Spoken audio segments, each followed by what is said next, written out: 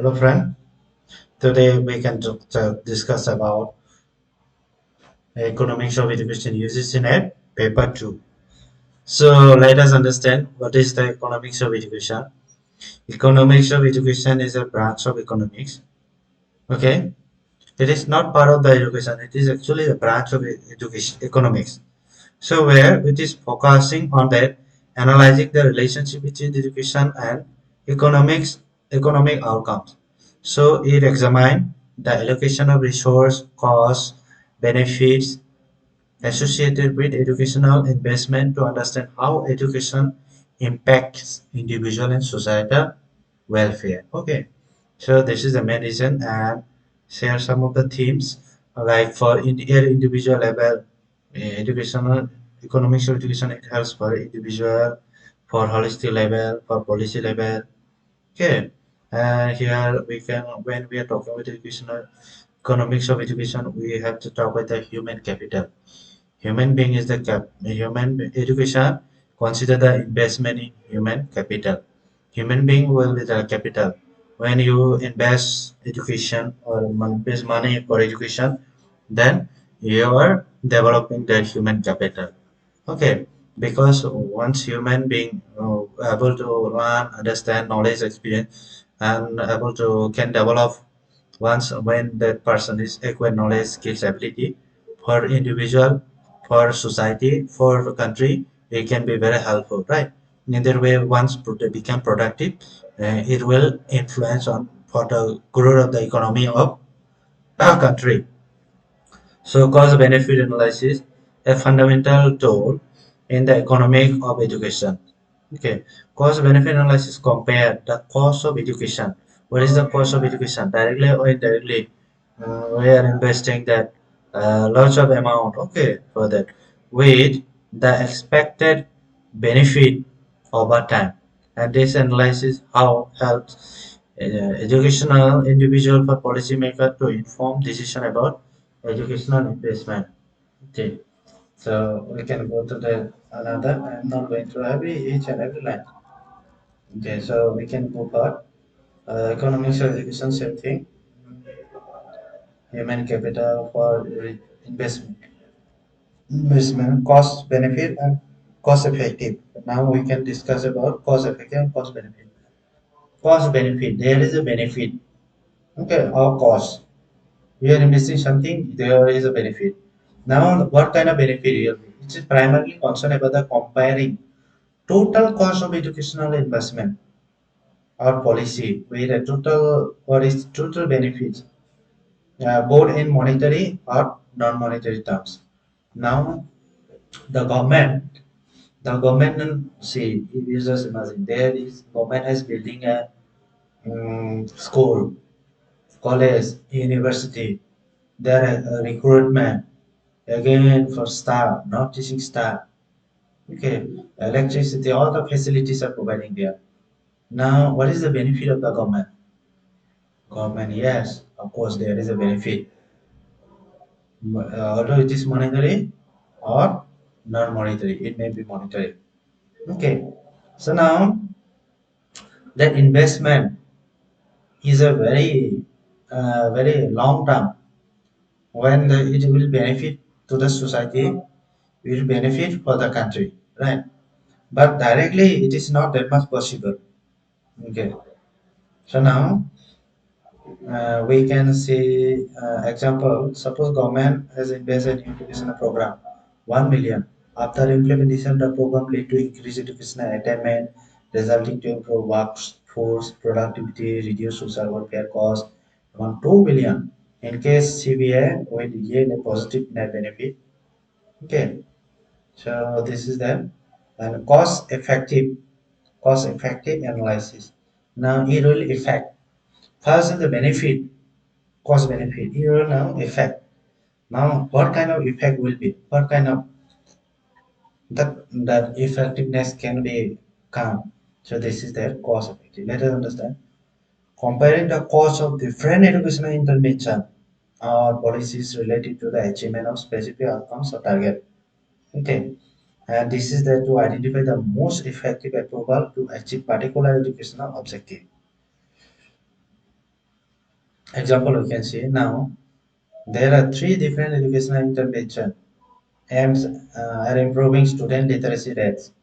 Intervention cause A cause this must increase literacy rate 10%. B cause 50%. C cause this increases this percent. In this case, cost effective analysis would identify intervention. A is the most cost effective option since it estimates significant improvement in literacy rates that are lower cost compared to the other investment. Cost effective is that government will do so many intervention policies based on the policy. Okay, now government will see which one is the best. What is the best effect? Now here this much expenditure and here this much expenditure. Okay, 1,075,000 crore. Okay, this but with less amount, 10% literacy rate. That is the government will choose this one. So after comparing that, it will be more effective. Okay. So in this way, it is a cost effective. Now some of the example also you can see differentiation we can see. I'll go to that differentiation. Now we'll not discuss this one. So now we can talk about the human capital theory. Human being is a capital. Human capital. Okay. Now how human being become a capital? They have given a theory. So this theory is an economic theory developed by mid 20th century by the economics Gary Bakers and Theodore Schwarz are the pronouns. Let's see. Schwarz I pronounce. It poses that education and training are investment in human capital. Yes, because human being will have skill knowledge and they can later those skill knowledge will be benefit for the country for the economic growth of the country, right? Now, once they become productivity and earn their money. Okay, so this. So now background. The exponent of this Kirvikar, he was the American educationist who won that Nobel Prize in 1992. Okay, and another person, Nobel laureate, in 1978, also made a significant contribution to development of this theory. The main concept is there. What is the main concept? This theory is that individual can improve their productivity, earning potential, and overall economic well-being through investment in education, skill, and knowledge. Okay. In Beyond's education and training as a form of capital that enhance an individual ability to participate effectively in the labor market and contribute to economic growth. Now, when you invest on a person, now there is a industrial factories are there. There are so many work labors are required, engineers requires those. Lots of labor is required. Manual labor. I'm not talking about a manual labor. Those labors are required. Okay, in proper running of the industry or the factory. So now how once those persons are those engineer laborers are given that knowledge skills about all those things, then that of course there will be wastage, less wastage, the productivity will be more. Okay. So this is that is why that theory also talking about that for the well-being of the economic growth or for the society.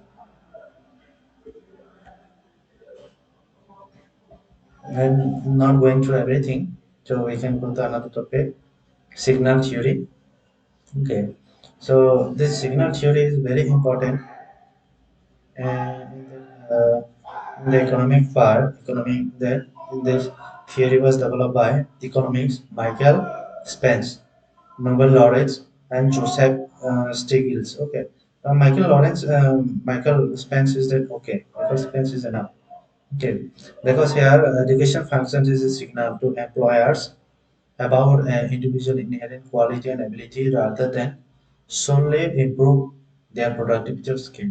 The main of these theories are asymmetric information. So now in labor market suffers from asymmetric information. Many employees have incomplete knowledge about job applicants' ability and skills and work ethics. Okay, similarly, individual may not be accurately know their true abilities. So once they have lots of things, lots of skill, knowledge, everything. So the job will be available for them. Okay. So education as a signal now is a giving signal education. Now you are that you are having that PhD also having this lots of degree you are having and work experience. Now of course you will get job. You will get assistant professor. No one can stop you. If you have a more publication also, research work, you have the very well. So of course, no one can stop you. So now their education will be work as a signal. So individual invest on education not primarily to gain skill or knowledge, but to signal their inherent quality to employer. Completing higher level of education demonstrate a certain level of intelligence, motivation, work ethic, making the individual more attractive. So yes, so education not only making you the quality student, also give you a motivation, intelligence level, work ethics also develop within you. Credential inflation. Okay, so when you have this, you will have credential diminish. Okay, you will maintain ethical and you will not have this unnecessary that. So that is why I'm not going through everything. This is signal theory is talking about this. So we can go through the education of finance, how education to finance are managing your funding system, cost effective, long term, short term, private, government, private sector. These things are no need to discuss that much. So I think here we can stop here. So these questions, answer if you need explanation also I have given. So I can share with you. You just comment on text on comment box, write on comment box and like and subscribe my channel. Then so it will give motivation to me. Thank you all.